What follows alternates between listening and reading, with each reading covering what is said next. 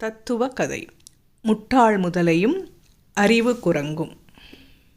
ஒரு நதியில் முதலை தன் துணைவியாருடன் வாழ்ந்து வந்தது. நதிக்கரையோரம் ஒரு குரங்கு வாழ்ந்து வந்தது. முதலையும் குரங்கும் நண்பர்களாக வாழ்ந்து வந்தனர். ஒரு நாள் பெண் முதலை ஆண் முதலையிடம் தன் ஆசையை தெரிவித்தது. எனக்கு ரொம்ப நாளாக குரங்கின் இதயத்தை சாப்பிடணும்னு ஆசை. தாங்களால் கொண்டு வர முடியுமா என கேட்டது. ஆண் முதலை யோசித்தது என்ன செய்வதென்று. திடீரென ஒரு யோசனை தோன்றியது. சரி, நான் கொண்டு வருகிறேன் என சம்மதித்தது. நம் குரங்கு நண்பனை வீட்டிற்கு விருந்துக்கு அழைப்போம், அவனும் வருவான், கொன்று அவன் இதயத்தை சாப்பிடு என கூறியது. பெண் முதலைக்கோ கொண்டாட்டம், சந்தோஷம். அடுத்த நாள் ஆண் முதலை குரங்கு நண்பனை விருந்துக்கு அழைத்தது. குரங்கும் சம்மதித்தது. முதலையின் முதுகில் ஏறி அமர்ந்ததும் முதலை புறப்பட்டது.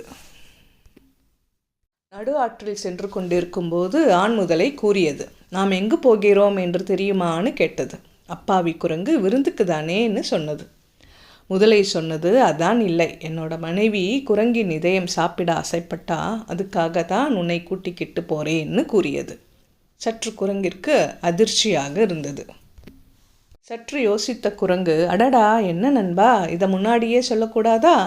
நேற்று தான் நான் என் இதயத்தை எடுத்து காய போட்டேன், அது அங்கேயே இருக்குன்னு கூற, முதலையும் அப்படியா, அப்போ வா திரும்பி போய் எடுத்துக்கொண்டு வருவோம்னு திரும்பவும் கரைக்கு வந்து விட்டது.